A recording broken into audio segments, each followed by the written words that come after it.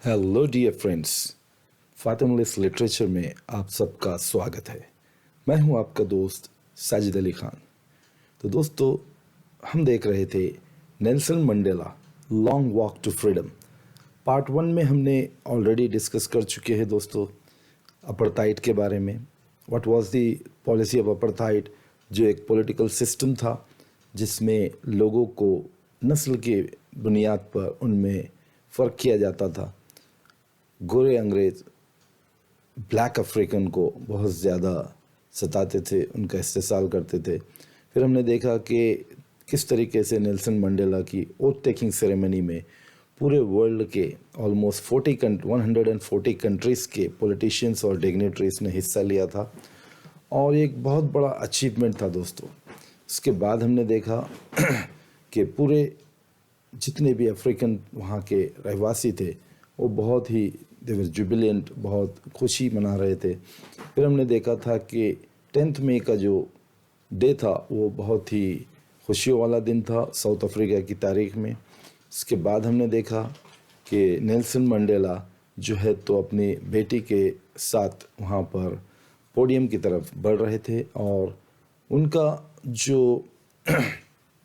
Vote taking ceremony थी उसके बारे में उन्होंने डिटेल में बतलाया कि किस तरीके से 2 डिप्टी प्रेसिडेंट ने उनसे पहले शपथ ली और उसके बाद Nelson Mandela as a president, first black president of South Africa बने। फिर हमने देखा तो दोस्तों कि किस तरीके से ऑपरेसर और ऑपरेस्ड के बीच का जो फ़र्क होता है।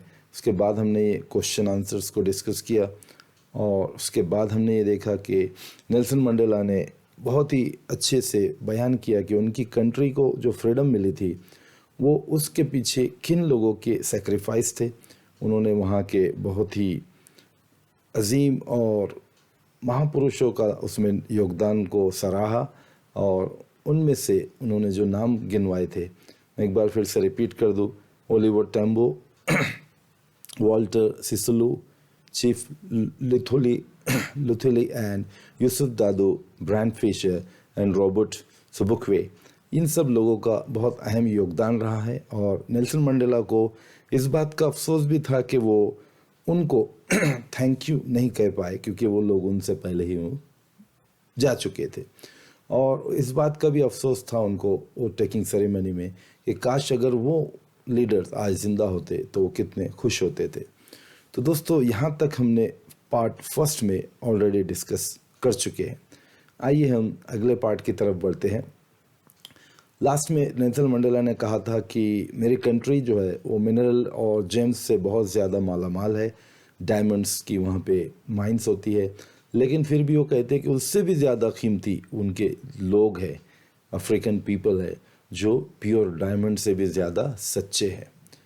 चलिए बढ़ते हैं अगले पार्ट की तरफ। Nelson Mandela part 2। It is from these comrades in the struggle that I learned the meaning of courage. Nelson Mandela कहते हैं कि ये जो कॉमरेड्स थे, उनके जो साथी थे, उनके जो दोस्त थे, तो इनके साथ रहते हुए उन्होंने वो स्ट्रगल करते हुए, आज़ादी की स्ट्रगल करते हुए ये सीखा कि करेज किसको कहते हैं।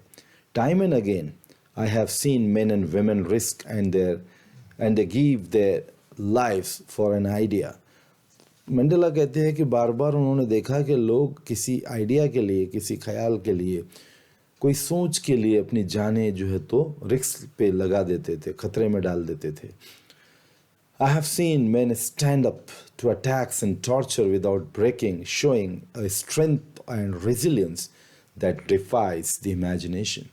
मंडेला कहते हैं कि उन्होंने लोगों को देखा, औरतों और आदमियों को देखा कि वो किस तरीके से जो उनकी जो ability of any kind of hardships को फेस करने की जो थी, तो वो बर्दाश्त करने की जो क़ुव्वत थी उन लोगों में वो कितनी ज़्यादा थी। I learn that courage was not the absence of fear. वो कहते हैं कि मैंने ये बात सीखी कि करेज जो है तो ये फियर का, यानी किसी का डर नहीं होना, ये करेज नहीं था, फियर का एब्सेंस करेज नहीं था, but the triumph over it. लेकिन वो डर के ऊपर अपनी फतेह हासिल कर लेना, उसको विजय कर लेना डर के ऊपर, वो जो है तो रियल में करेज था। The brave man is not he who does not feel afraid. Mandela कहते हैं कि ब्रेव आदमी, बहादुर आदमी वो नहीं कि जिसको डर नहीं लगता है। The brave man is not he who does not feel afraid but he who conquers that fear. बल्कि ब्रेव तो वो होता है जो उस डर के ऊपर फतेह हासिल कर लेता है, कॉन्कर कर लेता है, उसको जीत लेता है। No one is born hating another person because of the color of his skin or his background or his religion. Mandela कहते हैं कि दुनिया में कोई भी व्यक्ति ऐसे पैदा नहीं होता है कि वो किसी दूसरे की कलर की वजह से उसको हेट्रेड फीलिंग हो, वो किसी को नफ़रत करे सिर्फ उसके सोशल बैकग्राउंड की वजह से या उसके रिलीजन की वजह से। तो ऐसा इंसान कोई भी दुनिया में पैदा नहीं होता, मीन्स कि नफ़रत के साथ कोई भी पैदा नहीं होता है। People must learn to hate, and if they can learn to hate, they can be taught to love. For love comes more naturally to the human heart than its opposite. बहुत ही ब्यूटीफुल, खूबसूरत बात Mandela ने कही है यहाँ पर। वो कहते हैं कि लोग पैदा नहीं होते नफ़रत के साथ, बल्कि इस दुनिया में जन्म लेने के बाद इस सोसाइटी में वो नफ़रत सीखते हैं। और वो कहते हैं कि जब वो नफ़रत सीख सकते हैं इस सोसाइटी में आने के बाद, उनके जब माइंड पोल्यूट होते हैं, नफ़रत जब सीखते हैं तो वो प्यार करना भी सीख सकते हैं, वो भी उनको सिखाया जा सकता है। क्योंकि प्यार करना जो है, लव जो है, वो एक नेचुरल टेंडेंसी है, जबकि नफ़रत उसकी अपोजिट होती है। नफ़रत को सीखना पड़ता है, जबकि प्यार एक नेचुरल चीज़ है। Even in the grimmest times in prison, when my comrades and I were pushed to our limits, I would see a glimmer of humanity in one of the guards, perhaps just for a second, but it was enough to reassure me and keep me going. Mandela अपनी पुरानी दिनों को याद करते हुए कहते हैं यहाँ पर कि उनका जो सबसे बुरा समय जो चल रहा था, यानी कि अगर आपको याद होगा दोस्तों, 30 साल उनके लाइफ के 30 ईयर्स 3 डिकेड्स मंडेला ने जेल में बिताए थे, प्रिजन में बिताए थे। तो वो कहते हैं कि even in the grimmest time in prison, जब उनका सबसे बुरा वक्त चल रहा था, बहुत ही सख्त वक्त, उनके लाइफ का बहुत ही सख्त इम्तिहान का समय जो चल रहा था, when my comrades and I were pushed to our limits, जब उनको बहुत जुल्म ढाए जा रहे थे जेल में उनके और उनके साथियों के ऊपर, I would see a glimmer of humanity. वो कहते हैं कि तब भी मुझे in one of the guards, एक गार्ड्स के अंदर थोड़ी सी इंसानियत दिखाई देती थी। यानी वो जालिम तो थे ही, लेकिन फिर उनमें भी कहीं ना कहीं कुछ इंसानियत दिखाई देती थी। Perhaps just for a second, शायद हो सकता है वो इंसानियत उनमें कुछ सेकंड के लिए दिखाई दे, लेकिन होती थी। But it was enough to reassure me and keep me going. और ये उनके लिए इतना ही काफ़ी था कि वो अगर एक सेकंड के लिए भी किसी जालिम में अगर वो थोड़ा सा भी दया के भाव अगर देख लेते, तो वो कहते थे कि ये मुझे इतना ही काफ़ी है कि मैं फिर से अपने आप को यकीन दिला लूँ, रीअश्योर कर लूँ कि हाँ, अभी उम्मीद बाकी है, अभी सोसाइटी पूरी ख़त्म नहीं हुई, अभी भी हम डेवलप हो सकते हैं। Man's goodness is a flame that can be hidden but never extinguished. बहुत ही ब्यूटीफुल बात कही है मंडेला ने। वो कहते हैं कि इंसान की जो अच्छाई है, उसके जो पुण्य के काम है, उसकी जो अच्छाई है, वो कुछ दिनों के लिए दबाई ज़रूर जा सकती है, छुपाई जा सकती है, लेकिन उसको ख़त्म यानी कि बुझाया नहीं जा सकता, यानी कि उसकी अच्छाई को पूरी तरीके से ख़त्म नहीं किया जा सकता। आइए दोस्तों, कुछ क्वेश्चंस का डिस्कशन कर लेते हैं। What do the military generals do? How has their attitude changed and why? तो दोस्तों, यहाँ हमको ये देखना ज़रूरी है कि जब मंडेला की लाइफ का वो फेज़ हमको याद करना होगा जब वो जेल में थे, उनको अरेस्ट किया जाता था, और दोस्तों वो किस तरीके से पुलिस और मिलिट्री और जितने भी हायर ऑफिशियल्स थे वो उनको अरेस्ट करने आते और उनके साथ जो है तो बहुत जुल्म किया जाता, ज़बरदस्ती की जाती। तो वो एक फेज़ मंडेला ने यहाँ बतलाया है, what do military generals do. तो at that time military generals what they used to do, वो उनको अरेस्ट करते थे, यानी उनको कोई रिस्पेक्ट नहीं थी। How has their attitude change and why. और अब जबकि वो president of first black president of South Africa बने, तो वही बड़े बड़े मिलिट्री के generals who were bedecked with lot of medals and ribbons, तो वो जनरल्स आज उनको सैल्यूट कर रहे थे, आज उनको इज्जत दे रहे थे, उनके लिए अपनी लॉयल्टी को दिखला रहे थे। तो ये चेंज जो आया है दोस्तों, ये चेंज आया उन लीडर्स के सेक्रीफाइस और उनके स्ट्रगल की वजह से, जिन्होंने अपनी जानों को कुर्बान कर दिया। तो आप इस आंसर में ये लिख सकते हो कि मिलिट्री जनरल्स जो पहले इनको अरेस्ट करते थे, क्योंकि मंडेला उस समय उनके लिए क्रिमिनल थे और वो एजिटेट करते थे वहाँ के ऑपरेशंस के अगेंस्ट, इसलिए उनको जेल में डाला गया था। और बाद में उनका जो मिलिट्री जनरल्स की जो एटीट्यूड इनके लिए चेंज हुए, क्योंकि वो एक फुल्ली डेमोक्रेटिक इलेक्टेड प्रेसिडेंट बने, तो फिर वही मिलिट्री जनरल्स जो उन्हें अरेस्ट करते थे वो उनके लिए बहुत मतलब सैल्यूट करने लगे, उनको इज्जत देने लगे। सेकंड क्वेश्चन है दोस्तों, why were 2 national anthems sang. बहुत ही ब्यूटीफुल क्वेश्चन है। 2 नेशनल एंथम क्यों गाए गए थे? तो जाहिर सी बात है, मंडेला ने ये बात को यहाँ साबित किया है कि वो इक्वलिटी में बिलीव करते थे। हालांकि 300 साल 3 सेंचुरीज तक उनके ऊपर जुल्म किया गया गोरों के ज़रिए, लेकिन फिर भी उन्होंने, जब उनकी कंट्री को आज़ादी मिली, फिर भी उन्होंने उन गोरों का नेशनल सॉन्ग लास्ट टाइम गाया अपने नए नेशनल एंथम के साथ। तो ये इस बात को बतलाता है दोस्तों कि अपार्थाइड के बारे में हर कोई जानता है कि किस तरीके से वो नस्ल के ऊपर भेदभाव किया जाता था और पूरी दुनिया में हेट्रेड फीलिंग्स उसकी वजह से फैल रही थी और ब्लैक अफ्रीकन को एक्सप्लॉइट किया जाता था। ये तमाम चीज़ों की वजह से, हालांकि एक नेचुरल टेंडेंसी है कि नफ़रत तो फैलती होगी, फिर भी इन लोगों ने जब इनकी कंट्री को आज़ादी मिली तो 2 नेशनल एंथम इसलिए गाए कि उन्होंने बतलाया कि देखो, आपने तो हमारी रिस्पेक्ट नहीं की, लेकिन हम आज भी आपके नेशनल एंथम की रिस्पेक्ट करते, इसलिए उन्होंने 2 नेशनल एंथम गाए थे। Okay, next question is, how does Mandela describe the system of government in his country in the first decade and in the final decade of the 20th century? तो दोस्तों ये question थोड़ा long है। ये question पूछ रहा है कि मंडेला ने अपनी लाइफ के अलग अलग हिस्सों को कैसे बतलाया है, यानी उनकी जब गवर्नमेंट बनी उनकी कंट्री में, उसके बाद वो कैसा फेज़ आया लाइफ में, और उससे पहले जो फर्स्ट डिकेड था वो उनका फेज़ जो है तो वो कैसे आया। तो जाहिर सी बात है दोस्तों, इन गवर्नमेंट बनने से पहले जब अपार्थाइड वहाँ पर बहुत ही ज़ोरों पर चल रहा था, तो मंडेला ने उस दौर को बहुत ही हार्शेस्ट एंड इनह्यूमन कहा है। अगर आपको याद होगा, हमने बहुत डिटेल में उसको डिस्कस किया है। हार्शेस्ट और इनह्यूमन कहा है, जिसका मतलब होता है कि इतना जुल्म हो रहा था जिसकी कोई हद नहीं थी। ठीक है। और बाद में जो फेस चेंज हुआ दोस्तों, जब वो फाइनल डिकेड में जब उनको आज़ादी मिली, तब उन्होंने कहा उस दौर को कि वो जो है तो ऐसा दौर आया कि जब एक इलेक्टेड प्रेसिडेंट वहाँ पर आया और जो अपार्थाइड ख़त्म हुआ, तब वो दौर, ऐसा सुनहरा दौर आया उनके देश में जहाँ हर किसी के राइट्स और प्रिविलेज को रिकग्नाइज़ किया गया, लोगों के बॉन्डेज स्लेवरी को ख़त्म किया गया, और ये दौर उस देश के लिए बहुत ही अच्छा समय लेकर आया था। उम्मीद करता हूँ आपको क्वेश्चन का आंसर समझ में आ गया है। बढ़ते हैं नेक्स्ट क्वेश्चन की तरफ। What does courage mean to Mandela? ये बहुत ही सिंपल और I like this statement of Mandela very much. तो करेज का जो डेफिनेशन मंडेला ने दिया है, शायद ही किसी ने दिया होगा, बहुत ही ब्यूटीफुल डेफिनेशन दिया है मंडेला ने। Courage was not absence of fear.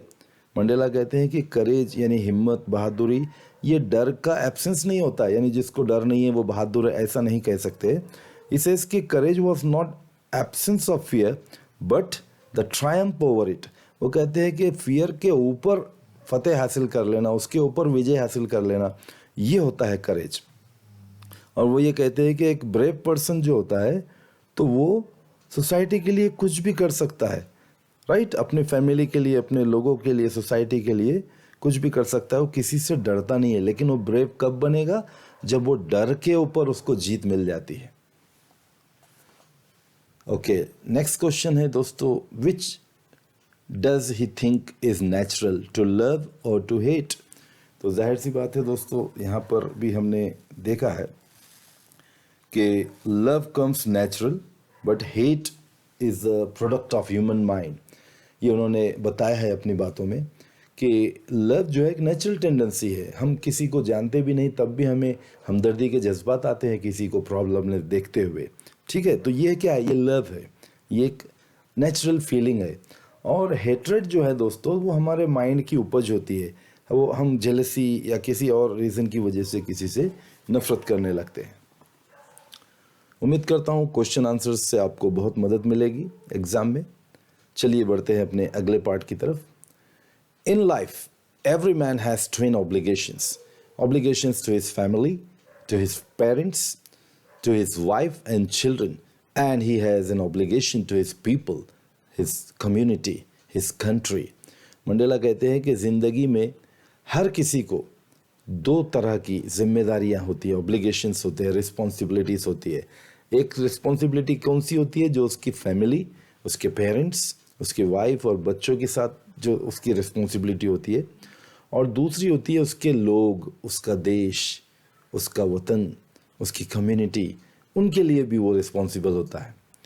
In a civil and humane society each man is able to fulfill those obligations according to his own inclinations and abilities.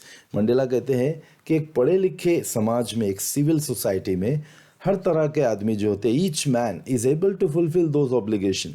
हर आदमी वो दोनों भी मतलब उसकी सोसाइटी के लिए भी जो ऑब्लिगेशन है, उसकी कंट्री के लिए और उसकी फैमिली के लिए भी, वो दोनों भी ऑब्लिगेशन को अच्छे से निभाता है according to his own inclination.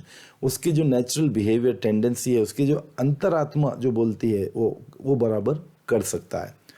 But in a country like south Africa, it was almost impossible for a man of my birth and color to fulfill both of those obligations. लेकिन Mandela कह रहे हैं कि लेकिन मेरी तरह का इंसान जो साउथ अफ्रीका में पैदा हुआ, तो उसके लिए ये दोनों ऑब्लिगेशंस को फुलफिल करना बहुत ही मुश्किल था। क्यों था दोस्तों? क्योंकि वहाँ जब मंडेला पैदा हुए तो उस समय अपार्थाइड वहाँ पर चल रहा था, नस्ल कशी और ब्लैक अफ्रीकन के ऊपर बहुत ज़्यादा जुल्म हो रहे थे। In South Africa, a man of color who attempted to live as a human being was punished and isolated. देखिए दोस्तों कितना जुल्म था। साउथ अफ्रीका में अगर कोई इंसान ब्लैक कलर का यानी कि ब्लैक अफ्रीकन होता तो उसको ह्यूमन ही नहीं समझा जाता था, यानी उसको एकदम निचले दर्जे का, एकदम एनिमल की तरह बिहेव किया जाता था, एकदम उससे घटिया किस्म के काम लिए जाते थे और there was no dignity at all, कोई इज्जत, कोई रिस्पेक्ट नहीं थी।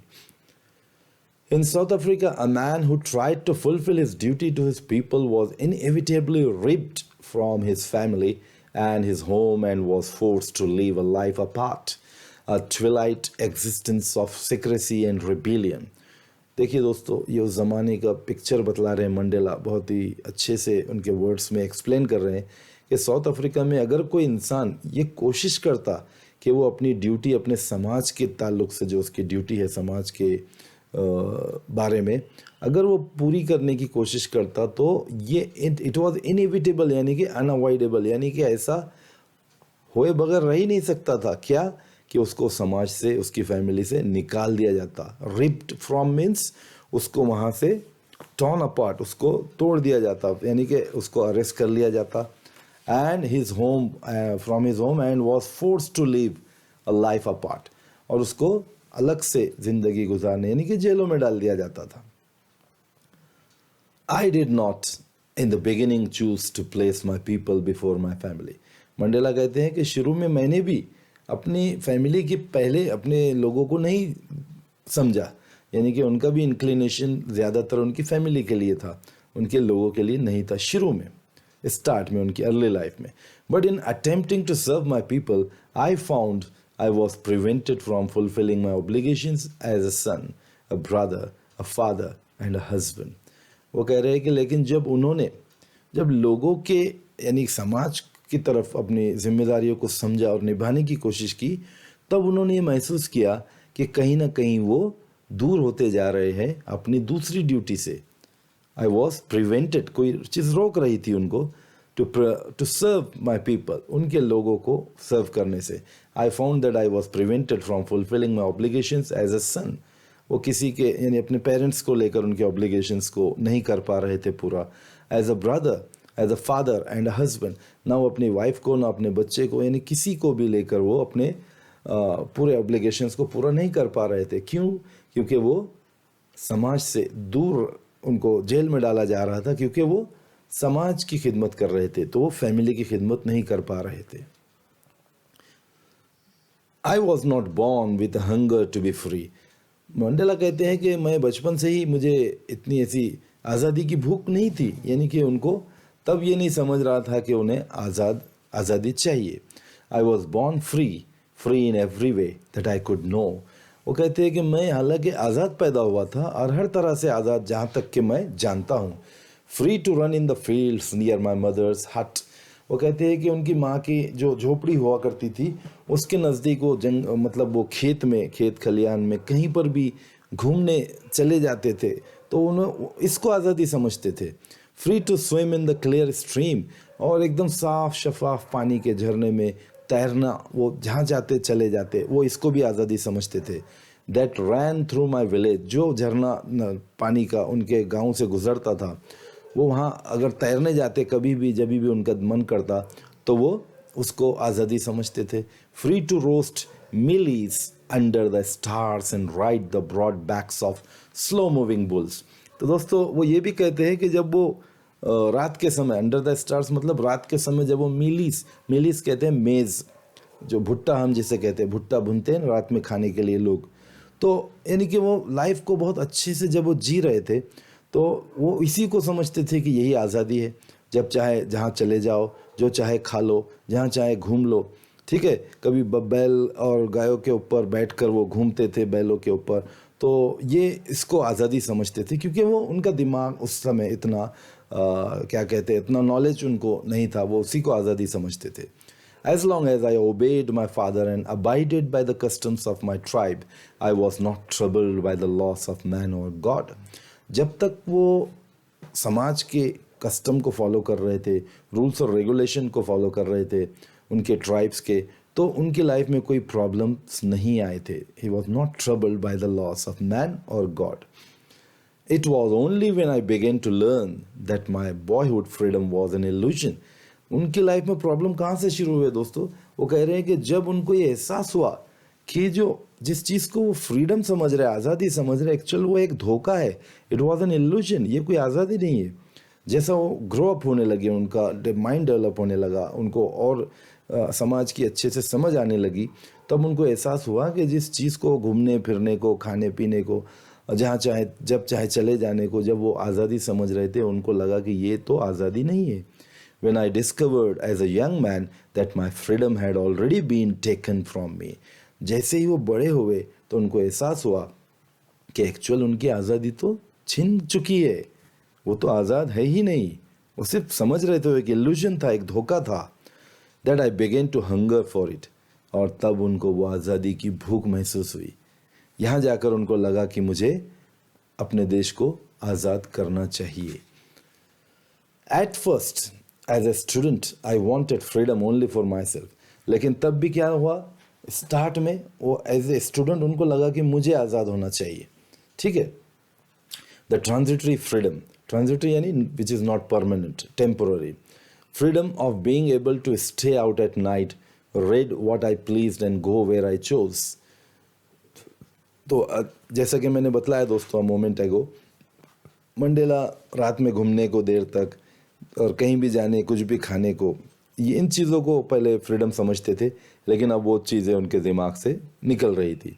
Later as a young man in Johannesburg I yearned for the basic and honorable freedoms of achieving my potential, of earning my keep, of marrying and having a family, the freedom not to be obstructed in a lawful life.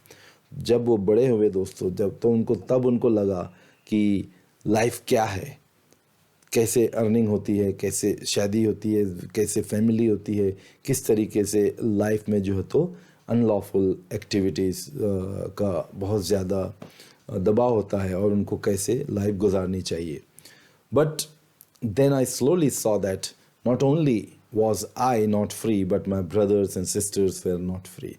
तब उनको एहसास हुआ कि ना सिर्फ वो कैद में है, जिसको वो फ्रीडम समझ रहे थे वो एक इल्यूजन है, और वो इल्यूजन सिर्फ उनके लिए नहीं बल्कि उनके पूरे देशवासियों के लिए, उनके पूरे जो ब्रदर्स एंड सिस्टर्स जो अफ्रीकन्स थे वो कह रहे थे कि उनके लिए भी ये फ्रीडम नहीं था. I saw that it was not just my freedom that was curtailed, but the freedom of everyone who looked like I did. वो कह रहे थे कि तब उनको एहसास हुआ, उनको ये लगा कि सिर्फ उनकी ही फ्रीडम को रिड्यूस नहीं किया गया, कम नहीं किया गया, कर्टेल नहीं किया गया, बल्कि उनके साथ साथ हर वो इंसान जो उनके साथ उनके देश में रहता था उन सब की आज़ादी को छीन लिया गया था. That is when I joined the African National Congress, and that is when the hunger for my own freedom became the greater hunger for the freedom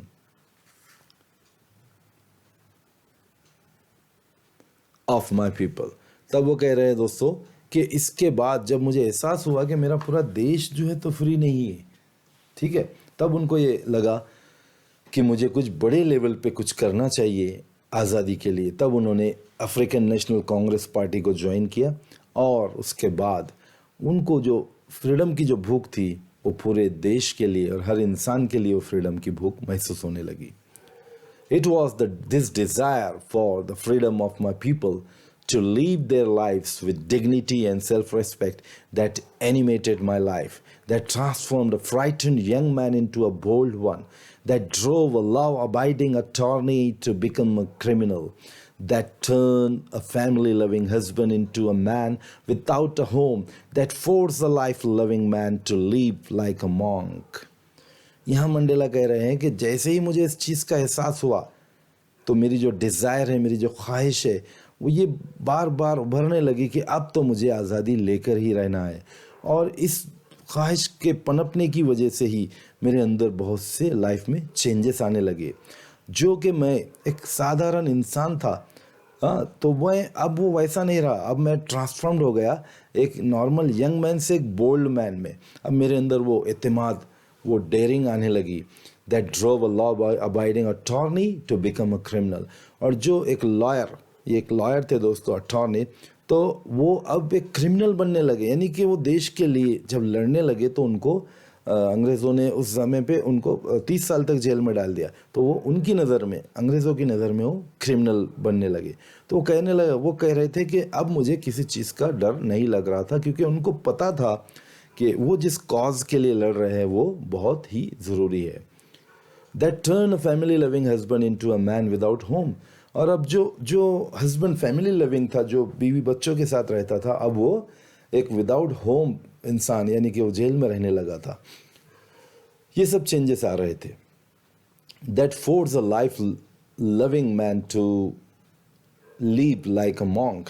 और वो इंसान जो कि ज़िंदगी से प्यार करता था, वो उसको एक मॉन्क की तरह रहने पे उसको मजबूर कर दिया था इस आज़ादी की प्यास ने.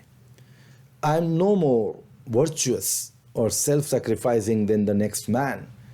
मंडेला कहते हैं कि मैं किसी दूसरे इंसान से ज़्यादा वर्चुअस, यानी कि पाक दामन, नेक, पुण्य कमाने वाला या बहुत ज़्यादा महापुरुष नहीं हूँ, और self sacrificing than the next man. But I found that I could not even enjoy the poor and limited freedoms I was allowed when I knew my people were not free. वो कह रहे हैं कि जब दूसरों को किसी को आज़ादी नहीं मिल रही थी तो मैं भी, मतलब स्टार्ट में तो ऐसा क्रिमिनल और ऐसे काम मैंने नहीं किए, लेकिन मुझे मजबूर होकर करना पड़ा. I was allowed when I knew my people were not free. और मुझे लगा अब मुझे क्यों करना है, मुझे उसका रीज़न क्या मिला, क्योंकि मेरे लोग, मेरे देश के लोग जो है तो गुलामी में ज़िंदगी गुजार रहे थे. Freedom is indivisible. यहाँ मंडेला कहते हैं कि आज़ादी को तुम डिवाइड नहीं कर सकते, यानी कि भाई कुछ लोग आज़ाद हैं, कुछ लोग गुलाम हैं. समाज के कुछ लोग पैसे वाले, उनको सब चीज़ें मिल रही है और गरीबों को कुछ नहीं. तो आज़ादी अगर होगी तो सबके लिए होगी. It is indivisible. Freedom is indivisible. The chains on any one of my people were the chains on all of them. वो कह रहे हैं कि किसी एक या कुछ लोगों पर अगर वो आज़ादी की कैद होती है, कुछ लोगों को अगर आज़ादी नहीं मिलती, इसका मतलब है कि मेरे पूरे लोग आज़ाद नहीं है. The chains on all of my people were the chains on me. और उनके लोगों को अगर वो चेन आज़ादी की, अगर उनको ग़ुलामी में डाल दिया गया, इसका मतलब कि मंडेला भी ग़ुलामी में जा चुके थे। I knew that the oppressor must be liberated just as surely as the oppressed. वो कह रहे हैं कि मुझे पता था कि जो ऑपरेसर है, यानी कि जो जुल्म कर रहा है, मस्ट बी लिबरेटेड, उनको तो आज़ादी थी जुल्म करने की, वो तो कितना भी इनके ऊपर जुल्म ढाते थे और उनको कोई पूछने वाला नहीं था, क्योंकि उनकी गवर्नमेंट थी, उनकी हुकूमत थी, उनके पास पावर थे, इख्तियारात थे। Just as surely as the oppressed, और ऑपरेस्ड जो थे बेचारे, जिनके ऊपर जुल्म किया जा रहा था, तो वो लोग भी मजबूर थे। A man who takes away another man's freedom is a prisoner of hatred. बहुत ही ब्यूटीफुल सेंटेंस लिखा है मंडेला ने यहाँ पर। वो कहते हैं कि जब एक इंसान किसी दूसरे इंसान की आज़ादी को छीनता है, तो वो खुद भी एक ग़ुलाम है। और वो किस चीज़ का ग़ुलाम है? वो नफ़रत का ग़ुलाम है। बहुत ही ब्यूटीफुल आइडिया है। A man who takes away another man's freedom, जब एक इंसान किसी दूसरे इंसान की आज़ादी ले लेता है, तो वो इंसान, आज़ादी छीनने वाला इंसान, खुद नफ़रत का ग़ुलाम है। He is locked behind the bars of prejudice and narrow mindedness, और वो खुद ग़ुलाम है, वो खुद कैदी है। कहाँ पर है? वो एक पुराने ख़यालात, नैरो माइंडेडनेस, एकदम छोटा दिमाग, उसका तंग दिमाग है, उसको कोई ओपन माइंडेडनेस नहीं है, वो एकदम क्लोज, ब्लॉक हेडेड है। I am not truly free if I am if I am taking away someone else's freedom, just as surely as I am not free when my freedom is taken from me. Mandela कहते हैं कि अगर मैं किसी दूसरे की आज़ादी ले लूँ तो मैं फ्री नहीं हूँ, यानी कि मैं भी फिर हेट्रेड का ग़ुलाम हूँ, और अगर कोई दूसरा मेरी आज़ादी ले ले तब भी वो भी फ्री नहीं है। The oppressed and the oppressor alike are robbed of their humility. Mandela कहते हैं कि जो ऑपरेस्ड होता है और जो ऑपरेसर, यानी जिस पे जुल्म किया जाता है और जो जालिम होता है, वो दोनों भी कैदी है। एक तो जिस पे जुल्म किया जा रहा है वो जुल्म करने वाले का कैदी है, और जो जुल्म कर रहा है वो नफ़रत का कैदी है, उसमें इंसानियत बाकी नहीं रहती है। तो मुझे उम्मीद है दोस्तों आपको समझ में आया ये चैप्टर। अभी कुछ और क्वेश्चंस हम डिस्कस कर लेते हैं। What twin obligations does Mandela mention? Mandela ने कौन से दो ऑब्लिगेशंस का यहाँ पे जिक्र किया है दोस्तों, वर्णन किया है? तो बहुत ही सिंपल क्वेश्चन है। मंडेला ने कहा था, अगर आपको याद होगा, कि everyone has two obligation. First obligation towards his family, parents, wife and children, और सेकंड ऑब्लिगेशन क्या कहा था उन्होंने? Towards his nation, his people, his community, right? अपने देश की तरफ उसका भी जिम्मेदारी है, अपने लोगों की, समाज के लिए भी उसकी ज़िम्मेदारी है, और उसके फैमिली, उसके पेरेंट्स, उसके बच्चे और उसके वाइफ, इन सब की उसकी ज़िम्मेदारी है। Okay, second question is, what did being free mean to Mandela as a boy and as a student? Mandela जब स्टूडेंट थे और यंग लड़के थे, तब उनको आज़ादी का मतलब क्या लगता था, किस चीज़ को आज़ादी समझते थे? तो दोस्तों ये हमने अभी डिस्कस किया था। मंडेला को वो चीज़ें लगती थी आज़ादी, जैसा कि लेट नाइट घूमने चले जाना, बागों में घूमना, झरने में नहाना, कहीं पर भी जाना, जब चाहे जो चीज़ चाहे कर लेना, ये चीज़ें उनको आज़ादी लगती थी। लेकिन जब उनका भ्रम कब टूटा दोस्तों? जब वो यंग माइंड उनका थोड़ा डेवलप होने लगा, जब उनकी एज बढ़ी, तब उनको एहसास हुआ कि जिसे वो आज़ादी समझ रहे थे वो तो एक इल्यूजन था, एक धोखा था। How does he contrast these transitory freedoms when the basic and honorable freedoms? With the basic and honorable freedom. तो second part of the question क्या पूछ रहा है दोस्तों, कि तब उनको कैसे फ़र्क लगा कि ये जो फ्रीडम है ये तो ट्रांजिटरी है, ये तो टेम्पोररी है, परमानेंट नहीं है, क्योंकि ये जाने वाली है। तो उनको ये चीज़ का एहसास कब हुआ दोस्तों? ओके, तो ये चीज़ का एहसास तब हुआ उनको कि वो खुद जो है, उन्होंने देखा कि अगर हम इस तरह की ग़ुलामी में अगर रहेंगे तो ये हमारी आज़ादी नहीं है। उन्होंने ये बात बार बार अपने स्पीच में कही है कि रियल जो डिज़ायर होती है और आज़ादी की, वो क्या होती है कि इंसान अपने अकेले के लिए नहीं बल्कि अपने पूरे समाज के लिए जो है तो आज़ादी चाहता है। ठीक है दोस्तों, आई होप कि आपको बहुत अच्छे से समझ में आ रहा है। और ये बहुत ही फैक्ट और फुल ऑफ इंफॉर्मेशन है इस चैप्टर में। Okay, next question, does Mandela think the oppressor is free, why not? यानी क्या जुल्म करने वाला आज़ाद होता है? नेचुरली तो वो दिखने में तो आज़ाद होता है क्योंकि उसको कोई लॉ की बाइंडिंग नहीं होती। जैसे कि अंग्रेज़ जहाँ भी जिस कॉलोनी में गए बहुत ही जुल्म बर्पा किया इन लोगों ने। जैसे यहाँ हमारे पास भी हमने देखा है जलियांवाला बाग का जो कत्लेआम हुआ था। तो ऐसे इतने डिस्गस्टिंग और इतने इनह्यूमन उनके कारनामे थे यहाँ पर कि जिसको हम बयान नहीं कर सकते। आज भी रूह कांप जाती है दोस्तों। निहत्तों पर जब उन्होंने ऐसे फायरिंग की थी तो वो इंसान कैसे कहलाई जा सकते हैं? इस तरह के ऑपरेटर थे। तो यहाँ एक क्वेश्चन है कि मंडेला क्या ये सोचते हैं कि जुल्म करने वाला आज़ाद होता है? अगर वो सोचते हैं ऐसा तो क्यों सोचते हैं, और अगर नहीं सोचते तो क्यों नहीं सोचते? ये इस सवाल का मतलब है। चलिए हम इसका जवाब देखने की कोशिश करते हैं। तो मंडेला ये सोचते हैं कि ऑपरेसर जो आज़ाद नहीं होता है, क्योंकि उन्होंने क्लियर कट बताया कि जो जुल्म करता है वो ज़हनी गुलाम होता है, नफ़रत का गुलाम होता है, वो आज़ाद नहीं होता। ज़ाहिर में दिखने में तो आज़ाद होता है लेकिन रियल लाइफ में वो हेट्रेड का प्रिजन होता है, गुलाम होता है। और इसके अलावा उन्होंने और क्या कहा है कि वो एक प्रिजुडाइज माइंड होता है, नैरो माइंडेडनेस का गुलाम होता है। तो मंडेला ये बात मानते थे कि वो ऑपरेसर इज़ नॉट फ्री, वो गुलाम है और बहुत ही डेंजर किस्म का गुलाम है, नफ़रत का गुलाम है, जो कि उसके माइंड को पूरा गुलामी में डाल चुकी होती है नफ़रत। नेचुरल जो फिज़िकल गुलाम होता है वो तो एक दिन आज़ाद हो जाएगा जेल से, लेकिन ये नफ़रत का गुलाम जो है तो कभी आज़ाद नहीं हो सकता है। ओके, चलिए कुछ और क्वेश्चंस को हम डिस्कस कर लेते हैं before we end this video. Think about the text. Why did such a large number of international leaders attend the inauguration? What did it signify the triumph of? तो दोस्तों बहुत ही सिंपल क्वेश्चन है। ये पूछ रहा है कि इतने बड़ी तादाद में, जैसे कि हमने देखा 140 कंट्रीज़ के इंटरनेशनल कंट्रीज से लीडर्स आए थे मंडेला के इनॉग्रेशन या ओथ टेकिंग सेरेमनी के लिए। तो ये क्या दिखलाता है, ये क्या दर्शाता है? ये दिखलाता है कि साउथ अफ्रीका फिर से लोगों के बीच में बहुत ही फेमस हो गया था और लोगों ने उसकी आज़ादी को बहुत ही वेलकम किया। और what did it signify the Triumph of? The Triumph यानी कि कॉन्कर, विक्ट्री। किस चीज़ की विक्ट्री थी यहाँ पर, किस चीज़ की फतेह हुई थी इन लोगों को, किस चीज़ में कामयाबी मिली थी? डेमोक्रेटिक नेशन, डेमोक्रेटिक गवर्नमेंट में। ठीक है दोस्तों, 300 साल के बाद उनको आज़ादी मिली थी और ये एक बहुत बड़ी आज़ादी थी। नेक्स्ट क्वेश्चन इज आस्किंग दोस्तों, what does Mandela mean when he says he is simply the sum of all those African patriots who had gone before him?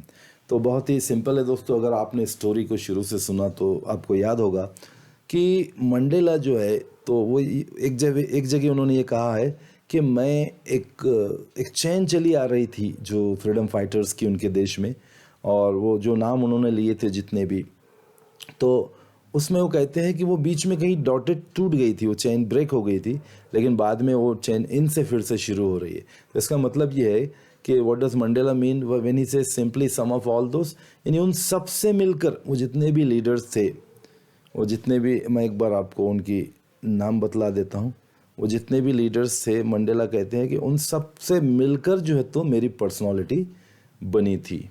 Just a minute, हाँ, these were the leaders: Oliver Tambo, Walter Sisulu, Chief Luthuli, Yusuf Dadoo, Bram Fischer and Robert Sobukwe.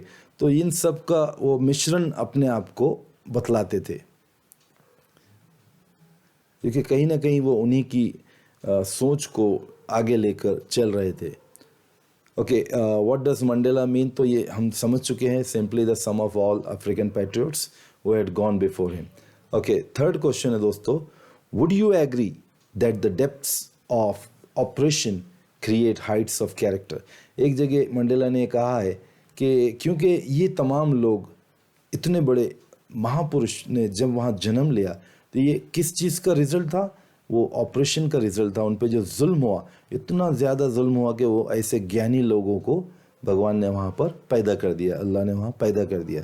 तो Mandela कहते हैं कि जुल्म का होना ऐसे लोगों की वहाँ पैदा होने में बहुत बड़ा रीज़न होता है। तो would you agree that the depths of oppression create heights of character?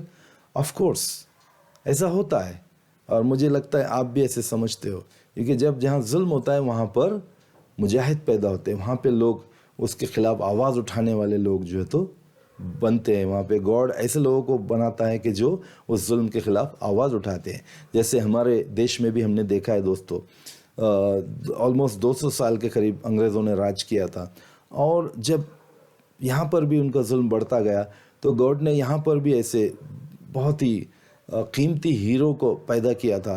Mahatma Gandhi, Pandit Jawaharlal Nehru, Vallabh भाई पटेल, अशफाकुल्ला खान, मौलाना मोहम्मद अली जौहर, डॉक्टर जाकिर हुसैन, भगत सिंह, और बहुत से, शायद मुझे उन सब के नाम अभी याद नहीं आ रहे, लेकिन ऐसे लीडर्स थे दोस्तों जिन्होंने अपनी जानों को अपने देश के लिए वक्फ कर दिया, उनको कुर्बान कर दिया। और आज जो हम आज़ादी की सांस ले रहे हैं ये उन्हीं की वजह से है दोस्तों। अगर वो स्ट्रगल ना करते, जैसे लाला लाजपत राय, लाठी चार्ज में ही उनका देहांत हो गया था, तो दोस्तों ये लोगों ने अपनी जानों की परवाह नहीं की। सुभाष चंद्र बोस, उन्होंने भी अपनी जान की परवाह नहीं की, लेकिन एक ही जुनून था कि हमें आज़ादी चाहिए। जिस तरह मंडेला को यहाँ पर जुनून था उनके देश को आज़ाद कराने का, तो इसी तरह हमने देखा है कि बहुत से हज़ारों लाखों लोगों ने यहाँ पर भी अपनी जानों को कुर्बान किया था, और इस वजह से आज हम आज़ाद है। How does Mandela illustrate this? Can you add your own examples to this argument? तो जैसा कि मैंने अपने देश का एग्जाम्पल दिया हूँ इंडियन फ्रीडम फाइटर्स के, तो आप उसमें बतला सकते हो आपके आंसर में। Okay, next question is how did Mandela's understanding of freedom change with age and experience? बहुत ही इंटरेस्टिंग क्वेश्चन है दोस्तों। मंडेला की जो अंडरस्टैंडिंग थी फ्रीडम के कॉन्सेप्ट को लेकर, वो कैसे चेंज हुई उनकी उम्र के साथ? जब वो छोटे थे तो जाहिर सी बात है माइंड इतना डेवलप नहीं होता है बच्चे का, तो वो आज़ादी उस चीज़ को समझते थे कि खेतों में चले जाना, रातों को देर तक घूमना, झरने में तैरना, बैलों पे पीठ पे बैठ के घूमना, जो चाहे जब चाहे खाना, रात के अंधेरे में भुट्टो को भून के खाना, यानी हर वो चीज़ जो उनका मन करता था और वो कर लेते थे, तो वो समझते थे कि मैं आज़ाद हूँ। लेकिन जब वो ग्रो अप हुए, जब वो बढ़े, और जब समाज में उनको दो ऑब्लिगेशंस समझ में आए कि एक फैमिली को लेकर भी उनकी जिम्मेदारी है और एक जिम्मेदारी उनके देशवासियों के लिए भी है, तब उनको एहसास हुआ कि वो जिसको आज़ादी समझ रहे थे वो तो एक धोखा था, एक इल्यूजन था, और वो उम्र के साथ उनको समझ में आया। Okay, how did Mandela's hunger for freedom change his life? तो जाहिर सी बात है दोस्तों, ये उनकी हंगर ऑफ फ्रीडम ही थी जिस वजह से उनकी लाइफ बदल गई। वो एक कॉमन इंसान से जाके एक बहुत ही ग्रेट लीडर और one of the first black president of Africa बने। तो ये एक हंगर ऑफ फ्रीडम थी। किसी भी चीज़ के लिए दोस्तों इंसान को मोटिवेशन का होना बहुत ज़रूरी है। अगर वो मोटिवेट ना हो तो वो लाइफ में कुछ भी नहीं कर सकता। तो जैसा कि किसी ने बहुत ही खूब कहा है, strong reasons make strong actions. तो अगर उनके रीज़न स्ट्रॉन्ग हो तो एक्शंस भी स्ट्रॉन्ग होते हैं। तो मंडेला का यहाँ रीज़न भी बहुत स्ट्रॉन्ग था। उनको एहसास हो चुका था कि उनका देश आज़ादी चाहता है और उनके लोग ग़ुलामी की ज़िंदगी गुजार रहे हैं और बहुत ज़्यादा उनके ऊपर जुल्म हो रहा है, और उनको इसके ख़िलाफ़ आवाज़ उठाने की सख्त ज़रूरत है। यहाँ जाके उनकी लाइफ चेंज हुई दोस्तों। उन्होंने जब उन्होंने वहाँ की अफ्रीकन कांग्रेस पार्टी को जब ज्वाइन किया, और फिर उनका लक्ष्य जो था वो बहुत ही उनको अट्रैक्ट करने लगा, और उन्होंने अपनी जान की परवाह नहीं करते हुए 30 साल लाइफ के जेल में गुजारने के बावजूद अपने स्ट्रगल को वो नहीं छोड़ा और देश को आज़ाद कर कर ही दम लिया। तो दोस्तों, with this we came to the end of this chapter. अगर आपको कोई किस्म की प्रॉब्लम हो किसी भी कॉन्सेप्ट में, तो मुझे ज़रूर कमेंट में बतलाइए और वीडियो को सर्कुलेट कीजिए अपने दोस्तों में, सबका फ़ायदा होगा। मैंने पूरी कोशिश की है एकदम एक एक वर्ड इसका मैं जो डिफ़िकल्ट है उसके बारे में ज़्यादा से ज़्यादा बताऊं, और 2 पार्ट इसीलिए मैं बनाया था कि मैं अच्छे से एक्सप्लेनेशन दे सकूं। अगर एक पार्ट बनाता तो 1-1.5 घंटे का वीडियो हो जाता, और शायद आपकी कैपेसिटी भी ना हो इतना लंबा वीडियो देखने की, इसलिए मैंने इसको 2 पार्ट में किया हूँ। और भी बहुत से आगे के पूरा सिलेबस मैं इसमें डालने वाला हूँ। Just keep watching, keep learning. कहीं पर भी प्रॉब्लम आता है तो I am always there with you. Please subscribe if you like my videos, if you like my expression and my explanation. Subscribe to my channel and hit the liking bell, and please tell among your friends and relatives. जितने भी बच्चे 10th standard में हैं दोस्तों, उन तक ये video को ज़रूर पहुंचा दो ताकि हर किसी का फ़ायदा हो. और इसी के साथ मैं आज का ये वीडियो यहीं समाप्त करता हूँ. Thank you so much for listening to me so attentively. God bless you all. Take care. Bye bye.